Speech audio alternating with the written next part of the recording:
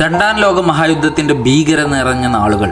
ഹിറ്റ്ലറുടെ concentration ക്യാമ്പുകളിൽ ലക്ഷക്കണക്കിന് ജൂത കുടുംബങ്ങൾ മരണം കാത്ത് കഴിയുകയായിരുന്നു. മനുഷ്യത്വരഹിതയായ സാഹചര്യങ്ങളിൽ അവർ നരകയാതനകൾ അനുഭവിച്ചു. ഓരോ ദിവസവും ആയിരങ്ങൾ കൊല്ലപ്പെട്ടു. ചില അടിയന്തര ആവശ്യങ്ങൾക്ക് ഡോക്ടർമാരെ ക്യാമ്പുകളിലേക്ക് കൊണ്ടുവരാറുണ്ടായിരുന്നു. അവരെ കൊണ്ടുവരുന്നത് ആശുപത്രിയിലെ ആംബുലൻസിലാണ്. ഓരോ തവണ ഡോക്ടർമാർ വരുമ്പോഴും ഒരു നഴ്സ് അവരെ അനുഗമിക്കുമായിരുന്നു.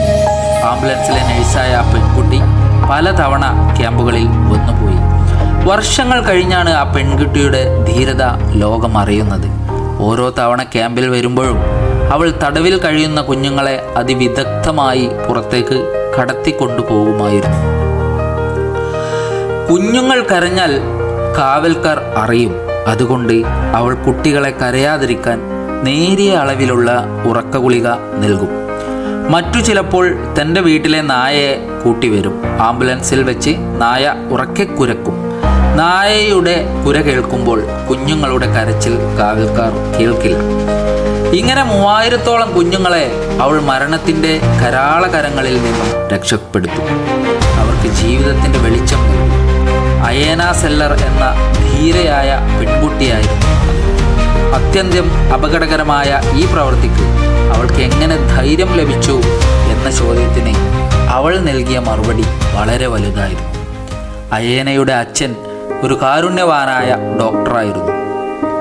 നാട്ടിൽ മാരകമായ പകർച്ചവ്യാധി പടർന്നു പിടിച്ചപ്പോൾ സ്വന്തം ജീവൻ പോലും പണയപ്പെടുത്തി രോഗികളെ ചികിത്സിച്ചു.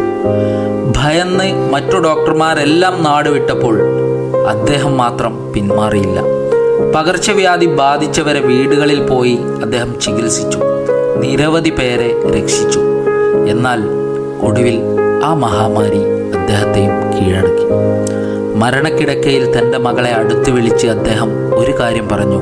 മോളെ, ഒരാൾ മുങ്ങി മരിക്കുന്നത് കണ്ടാൽ നിനക്ക് നീന്താൻ അറിയില്ലെങ്കിൽ പോലും അയാളെ രക്ഷിക്കാൻ എടുത്തു ചാടണം. ഈ ലോകത്ത് ബാക്കി വെക്കാവുന്ന ഏറ്റവും വലിയ ഓർമ്മ കാരുണ്യമാണ്. എൻ്റെ മോൾ, അതിന് മടിക്കരുത്. ഒരു നല്ല പ്രവൃത്തിയിൽ നിന്നും ഒരു നഷ്ടവും നിന്നെ പിന്തിരിപ്പിക്കരുത്.